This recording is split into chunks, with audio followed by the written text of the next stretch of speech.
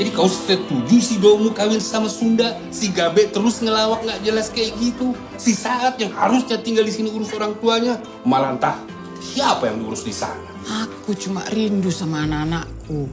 Memangnya kau pikir kalau kita berantem macam gini bisa bikin anak-anakmu itu pulang? Halo teman-teman cuti kuliah. Kali ini saya Josi akan membahas sebuah film lokal karya anak bangsa berjudul Ngeri-Ngeri Sedap. Di awal film, ditampilkan seorang bapak bernama Pak Domu yang sedang asik ngobrol di sebuah warung bersama teman-temannya. Kemudian, ada tayangan di televisi yang memperlihatkan acara komedi dan salah satu pemerannya bernama Gabe, yang ternyata Gabe adalah anak ketiga dari Pak Domu. Setelah melihat anaknya menjadi pelawak di televisi, Pak Domu ini terlihat malu terhadap teman-temannya. Karena dia bilang Gabe sudah disekolahkan sampai menjadi sarjana hukum dan akan menjadi pengacara atau hakim yang hebat. Namun berbeda dengan Gabe melakukan pekerjaan apa yang membuatnya bahagia. Kemudian kita diperlihatkan pada Mak Domu. Bu Domu sedang menelpon anaknya yang tertua yang bernama Domu untuk melarangnya menikah dengan wanita yang bukan dari suku Batak. Anak terakhir bernama Sahat. Ia juga ditelepon oleh sang ibu untuk menyuruhnya pulang karena dia adalah anak paling bontot yang akan mewarisi rumah dan menjaga orang tuanya di kampung. Namun, Sahat menolak karena dia sudah betah tinggal di Jogja. Anak kedua adalah anak perempuan satu-satunya di keluarga mereka. Dia menetap di kampung halamannya karena tidak ingin jauh dari orang tuanya. Suatu malam, ketika Pak Domu sedang nongkrong bersama teman-temannya di warung, Domu menghampirinya dan mengajaknya untuk pergi ke rumah Opung. Opung dalam film ini adalah ibu dari Pak Domu sendiri. Sesampainya di rumah Opung, Pak Domu berkata akan membiayai pesta yang akan diadakan si Opung, yaitu Sulang-Sulang Pahopu. Sulang-Sulang Pahopu merupakan salah satu ritual adat suku Batak. Sang Opung pun berkata kepada Pak Domu agar semua cucunya bisa hadir di acara pesta adat tersebut.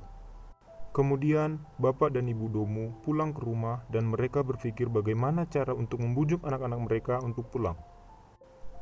Seketika, Pak Domu punya ide untuk membuat anak-anak mereka pulang, yaitu mereka akan berpura-pura bertengkar dan berniat untuk bercerai. Esok paginya, di depan Sarma, Bapak dan Ibu Domu mulai melaksanakan rencana mereka. Namun, Sarma menganggap itu hanya pertengkaran biasa. Kemudian ia pergi untuk pamit bekerja. Karena rencananya belum berhasil, Bapak dan Ibu Domu membuat pertengkaran yang lebih besar lagi.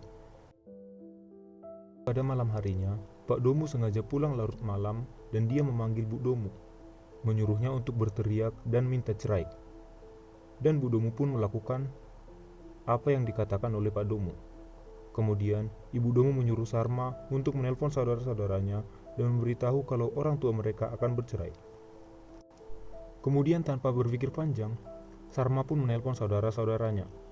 Dia memberitahu sambil terhisak tangis. Namun, karena mereka punya kesibukan masing-masing, Domu berkata kepada sang adik, kalau keadaan semakin memburuk, baru mereka akan pulang.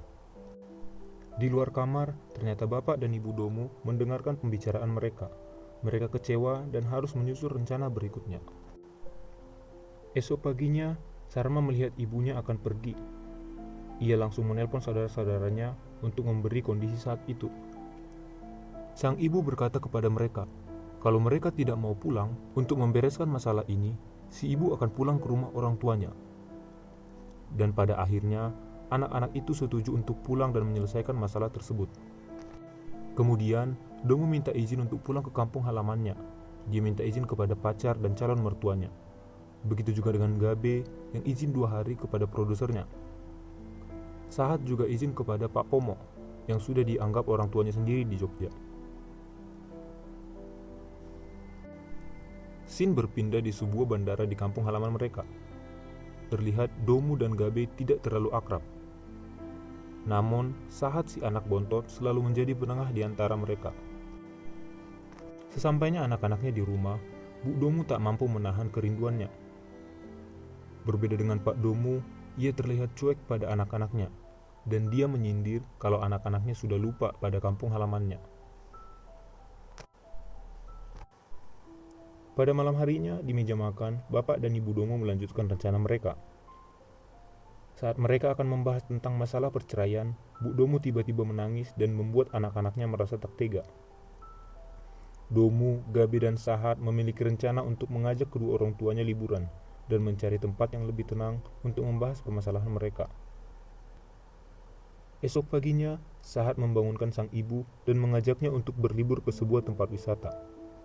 Sesampainya di sana, mereka mulai membahas tentang permasalahan keluarga mereka. Namun, Bapak dan Ibu Domo selalu mengalihkan pembicaraan setiap kali ditanya tentang permasalahan tersebut.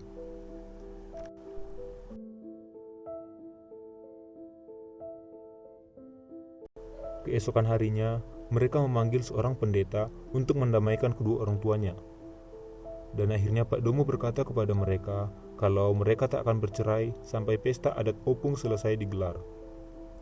Mereka akan membahas permasalahan tersebut setelah acara pesta adat. Pada malam harinya setelah acara pesta adat itu selesai, mereka pamit pulang dari rumah sang opung. Sesampainya di rumah, saat semuanya sudah tidur, Bu Domo menghampiri Pak Domo dan menanyakan tentang apa rencana selanjutnya. Namun, karena sudah terlalu mengantuk, Pak Domo tak menghiraukan rencana mereka. Esok paginya di ruang tamu, Pak Domo sedang menasihati anak-anaknya. Domo yang menikah dengan orang Sunda, Gabe yang sarjana hukum tapi malah memilih menjadi seorang pelawak, dan Sahat yang sudah betah tinggal di Jogja dan tidak mau pulang lagi ke kampung halamannya. Domo, Gabe, dan Sahat terlihat menentang dan tidak suka untuk mengikuti keinginan sang bapak. Pada siang harinya, mereka sudah pasrah dan berencana untuk mengiyakan kemauan kedua orang tuanya untuk bercerai. Maka dengan berat hati, mereka mengiyakan keinginan kedua orang tuanya untuk bercerai. Pak Domo pun murka kepada anak-anaknya karena sekarang mereka semua sudah sangat berani melawan kepada Pak Domo. Si ibu pun yang tak tega melihat anak dan suaminya bertengkar hebat.